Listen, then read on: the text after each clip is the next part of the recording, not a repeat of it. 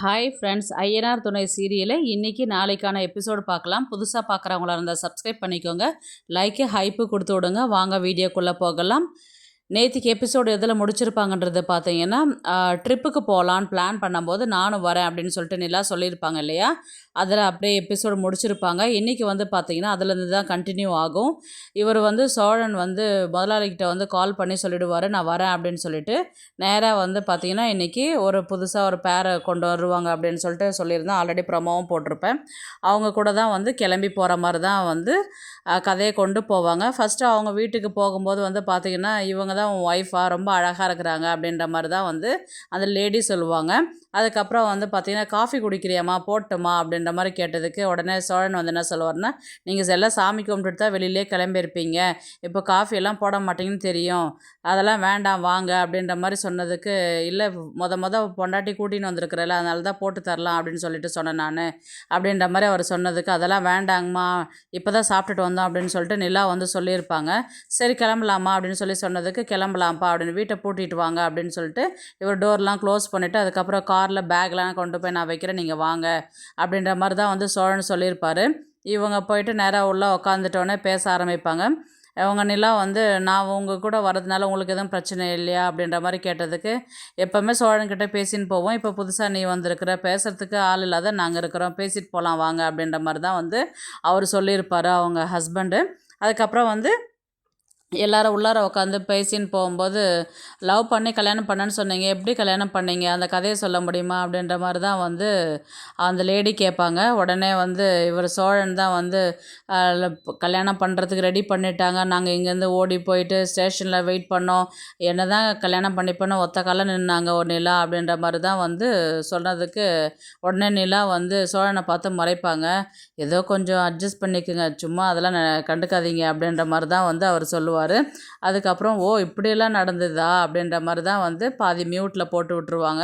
இந்த கதையெல்லாம் பேசி முடிச்சதுக்கப்புறம் வந்து பார்த்திங்கன்னா, அடுத்தது வந்து யாரை காமிக்கிறாங்கன்னா, பல்லவனையும் காயத்ரியும் தான் காமிக்கிறாங்க.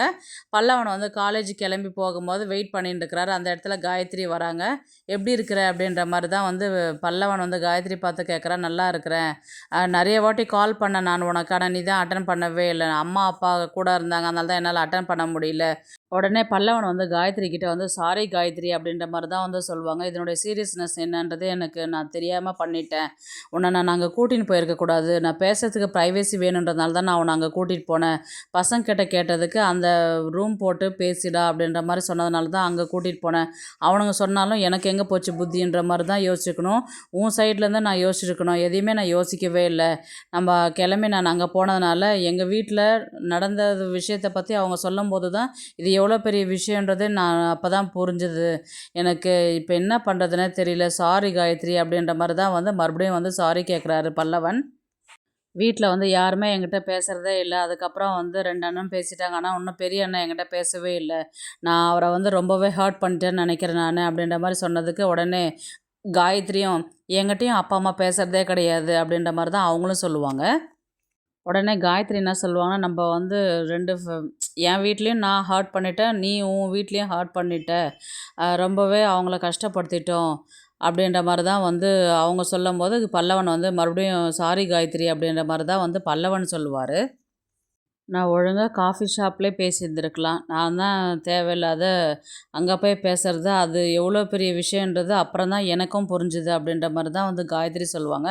உடனே வந்து பல்லவன் என்ன சொல்வார்னா, காலேஜ்லேருந்து கூட எனக்கு கால் பண்ணிட்டாங்க, நான் ஒழுங்காக காலேஜுக்கே வரதில்லை அப்படின்ற மாதிரி, இப்போது இதெல்லாம் சரி பண்ணணும்னா நான் ஒழுங்காக காலேஜ் போகணும், ஒழுங்காக படிக்கணும், இப்போ நான் ஃபேமிலியை வந்து நான் நல்ல விதமாக என் பேரை நான் காப்பாற்றிக்கணும், நான் வந்து அடுத்த ஸ்டெப் வந்து நான் நல்லா படித்து நல்லா ஒரு மார்க் எடுத்து காமிச்சா தான் அவங்களும் வந்து நம்புவாங்க, அட்லீஸ்ட் வேறு ஏதாவது ஒரு விஷயத்துலையாவது நான் வந்து நான் நல்லவன் அப்படின்ற மாதிரி தான் நான் ப்ரூவ் பண்ணணும் அப்படின்ற மாதிரி தான் வந்து பல்லவன் வந்து சொல்கிறாரு. நானும் அப்படி தான் நினைக்கிறேன் நான், அப்படின்ற மாதிரி சொல்ல அடுத்த செகண்டை வந்து பண்ணது என் மேலேயும் தப்பு இருக்குல்ல, நானாக தானே வந்தேன், அதனால் சாரி கேட்க வேண்டாம் அப்படின்ற மாதிரி தான் வந்து இவங்க காயத்ரி சொல்லுவாங்க. இப்போ நான் என்ன சொல்ல வரேன்னா, இப்போ கொஞ்ச நாளைக்கு நம்ம 2 பேரும் பார்த்துக்க வேண்டாம், பேசிக்க வேண்டாம். உன் குடும்பத்தில் நீ நல்லவன், நீ பேர் எடு, நான் அதே மாதிரி நானும் எடுக்கிறேன். அதுக்கப்புறம் நம்ம பேசுகிறதுக்கு முடிவு பண்ணலாம், தப்பாக நினச்சிக்க வேண்டாம் அப்படின்ற மாதிரி தான் வந்து காயத்ரி சொல்லுவாங்க. நானே உங்கள்கிட்ட அதை பற்றி தான் பேசலான்னு இருந்தேன் நான் அப்படின்ற மாதிரி தான் வந்து பல்லவனும் சொல்லுவார். சரின்னு சொல்லிட்டு பல்லவன் அங்கேருந்து கிளம்பி போயிடுவார். அதுக்கப்புறம் வந்து பார்த்திங்கன்னா இவர் சேரனை தான் காமிப்பாங்க. சேரன் வந்து சந்தா வீட்டுக்கு தான் போவாங்க. அவர் அனீஷ்கிட்ட பேசிகிட்டு இருக்கும்போது, என்ன அனீஷ் என்ன பண்ணிட்டு இருக்கிற அப்படின்ற மாதிரி கேட்டதுக்கு, பெரிய பெரிய கான்ட்ராக்ட்லாம் எடுத்தாக்கா வேலை கண்டினியூஸாக இருக்குதுல்ல, ரெஸ்ட்டே எடுக்க முடியல, பேசுகிறதுக்கும் டைம் கிடைக்கல, அதனால தான் வீட்டுக்கு வந்தேன் நான் அப்படின்ற மாதிரி தான் வந்து சேரன் வந்து சொல்கிறாரு. உடனே சந்தா முகம் வந்து வாடி போய் பேசவே மாட்டாங்க, சிரிக்கவும் மாட்டாங்க, அப்படியே அமைதியாகவே உட்காந்துருப்பாங்க.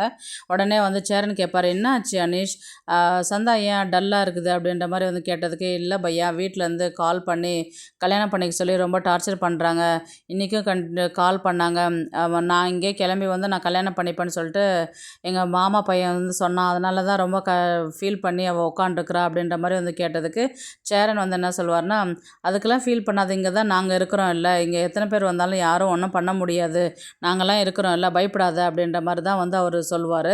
அதுக்கெல்லாம் பையா அவங்கெல்லாம் வந்து ரொம்ப மோசமான ஆளுங்க, இங்கே வந்தாங்கன்னா அவங்க வேறு மாதிரி பண்ணிவிடுவாங்க, அதனால தான் யோசிக்கிறாங்க, அதுக்கு தான் பயப்படுது சந்தா அப்படின்ற மாதிரி தான் வந்து அனீஷ் சொல்வார். அதுக்கெல்லாம் பயப்படாத சந்தா, நாங்கள்லாம் இருக்கிறோம் இல்லை, சரி அமைதியாக உம்முன்னு இருக்காத, இருக்கிற வேலையை பாரு, நாங்கள்லாம் இருக்கிறோம் அப்படின்ற, நீங்களாம் இருக்கிற தைரியத்தில் தான் பையா நான் இங்கே இருக்கிறேன் அப்படின்ற மாதிரி தான் வந்து அனீஷ் வந்து சொல்லுவார். அதுக்கப்புறம் வந்து பார்த்திங்கன்னா சோழனை தான் காமிப்பாங்க. சோழன் வந்து ஒரு ரூமில் ஹோட்டல் போட்டு அவங்க கூட வந்த கஸ்டமர் வந்து நிலாவுக்கும் சோழனுக்குமே சேர்த்து ஒரு ரூமை வந்து புக் பண்ணியிருப்பாங்க. கீ வந்து அவங்கக்கிட்ட சோழன்கிட்ட கொடுப்பாங்க. இந்த சோழ ரூம் கீ அப்படின்ற மாதிரி வந்து சொன்னதுக்கு, ஐயோ! எதுக்குங்கப்பா வேண்டாம். நான் தான் வெளியில வந்து புக் பண்ணியிருப்பேனே, நானு ஹோட்டல் பார்த்துட்டு நான் புக் பண்ணிக்கிறேன்.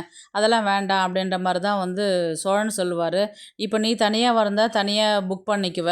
இப்ப தான் ஒய்ஃப கூட கூட்டின்னு வந்திருக்கிறல்ல, அதனால என்ன? நீ தான் வச்சுக்கோ கீ. உன் ரூம் பக்கத்துல தான் என் ரூம் பக்கத்துல தான் உன் ரூம் இருக்குது. நாங்க மேல போறோம். நீங்க வாங்க பின்னாடி அப்படின்ற மாரி சொன்னதுக்கு, சரி நான் பேக் எடுத்துட்டு வரேன். நீங்க போங்க அப்படின்ற மாரி தான் சோழன் வந்து சொல்லுவாரு.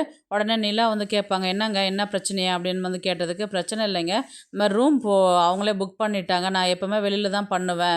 இங்கே கஸ்டமர் கூடவே வந்து டிரைவருக்கு வந்து புக் பண்ண மாட்டாங்க அப்படின்னு சொல்லி சொன்னதுக்கு, ஓ இப்படி இதெல்லாம் கூட பிரச்சனை இருக்குதா அப்படின்னு சொல்லிட்டு கேட்பாங்க. ஆமாங்க அப்படின்ற மாதிரி தான் வந்து அவர் சோழன் சொல்லுவார். சரி வாங்க ரூம் போகலாம் அப்படின்னு சொல்லிட்டு இவங்க பேக் எடுத்துகிட்டு மேலே போவாங்க.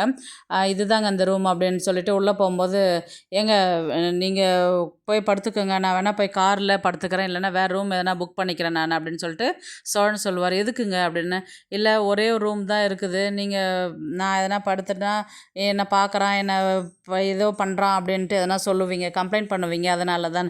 ஐயோ ஓவராக பண்ணாதீங்க வாங்க அப்படின்ற மாதிரி தான் வந்து நிலா வந்து உள்ளார கூப்பிட்டுட்டு போவாங்க. பெட்டு பார்த்தீங்கன்னா ஒன்றே ஒன்று தான் இருக்கும். ஐயோ ஒரே ஒரு பெட்டு தாங்க இருக்குது, ஆமாம் இல்லை அப்படின்ற மாதிரி தான் வந்து நிலா கேட்பாங்க. அதுக்கப்புறம் கீழே கால் பண்ணி இன்னும் எக்ஸ்ட்ரா ஒரு பெட்டு வேணும்னு சொல்லி கேட்டதுக்கு, இதை கொண்டு வரேன் மேடம் அப்படின்னு சொல்லிட்டு சொல்லுவாங்க. அதுக்கப்புறம் வந்து பார்த்திங்கன்னா இவங்க 2 பேரும் உட்காந்து பேசுவாங்க. அப்படியே இன்றைக்கான எபிசோடு வந்து முடிப்பாங்க. நாளைக்கு வந்து பார்த்திங்கன்னா இவங்க 2 பேர் பேசின்னு இருக்கும்போது, டைம் ஆயிடுச்சு கிளம்பலாமா அப்படின்ற மாதிரி தான் வந்து அந்த கஸ்டமர் கேட்பாங்க. கிளம்பலாங்க அப்படின்ற மாதிரி தான் வந்து சொல்லுவாங்க. இவங்க 2 பேரும் சாமியெல்லாம் கும்பிட்டுட்டு அங்கங்கே சுற்றிக்கிட்டு பார்த்துட்டு வரும்போது, அவங்களும் இவங்கக்கிட்ட பேசின்னு இருப்பாங்க. அதுக்கப்புறம் உங்கள் கதையெல்லாம் சொல்லுங்கள் அப்படின்ற மாதிரி தான் வந்து இவங்க பேசின்னு இருப்பாங்க. அடுத்தது வந்து பார்த்திங்கன்னா அடுத்தது பாண்டியனை தான் காமிப்பாங்க. பாண்டியன் வந்து கடையில் வேலை செஞ்சுட்டு இருக்கும்போது வானதி தான் வருவாங்க. வானதி வந்து, என்ன பாண்டி பண்ணிட்டு இருக்கிற, வேலையெல்லாம் முடிச்சிட்டியா அப்படின்ற மாதிரி தான் வந்து கேட்பாங்க. இல்லை வானதி வேலை தான் செஞ்சுட்டு இருக்கிறேன் அப்படின்ற மாதிரி தான் வந்து கேட்பாங்க. அப்புறம் என்ன பண்ணுறாங்க, என்ன பண்ணிட்டு இருக்கிற அப்படின்ற மாதிரி வந்து கேட்டதுக்கு, எங்கே வேலையே முடியல அப்படின்ற மாதிரி வந்து அவர் சொல்லுவார்.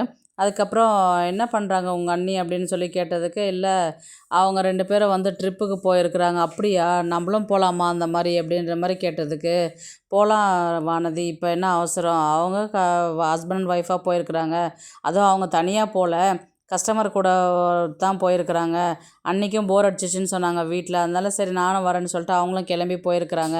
இங்கே நடந்த பிரச்சனைக்கு அவங்களுக்கும் கொஞ்சம் மாறுதலாக இருக்கும்ல, அந்த பிரச்சனையே யோசிச்சுட்டு இருப்பாங்கல்ல, அதனால தான் அவங்களும் கிளம்பி போயிருக்கிறாங்க அப்படின்ற மாதிரி தான் வந்து அவர் பாண்டியன் வந்து சொல்லுவார். அதுவும் கரெக்டு தான் பாண்டி, என்ன பண்ணுறது, அவங்களும் அதை மறக்கணும்ல, இல்லைன்னா அதையே யோசிச்சுட்டு இருப்பாங்க அப்படின்ற மாதிரி தான் வந்து வானதியும் சொல்லுவாங்க.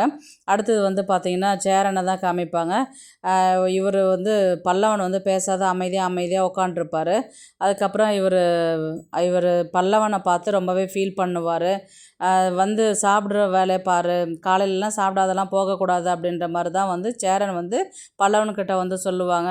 அண்ணா என்கிட்ட நீ பேசிட்டியா, நான் பண்ண தப்பு தானே, என்னை மன்னிச்சிருண்ணா அப்படின்ற மாதிரி தான் வந்து பல்லவன் வந்து சேரனை கட்டி பிடிச்சிப்பாங்க. அதெல்லாம் இருக்கட்டும்டா, மறுபடியும் இந்த மாதிரி தப்பெல்லாம் செய்கிற வேலை வச்சுக்காத, ஒழுங்காக படி, ஒழுங்காக காலேஜ் போ அப்படின்ற மாதிரி தான் வந்து அவர் சொல்லுவார். நான் ஒழுங்காக போகிறேண்ணே, என்னை மன்னிச்சிட்டல, அதுவே பெரிய விஷயம், அது ரொம்ப தேங்க்ஸ்ண்ணா அப்படின்ற மாதிரி தான் வந்து பல்லவன் வந்து சேரனை பார்த்து சொல்லுவார். அதுக்கப்புறம் வந்து பார்த்திங்கன்னா மறுபடியும் சோழனை தான் காமிப்பாங்க.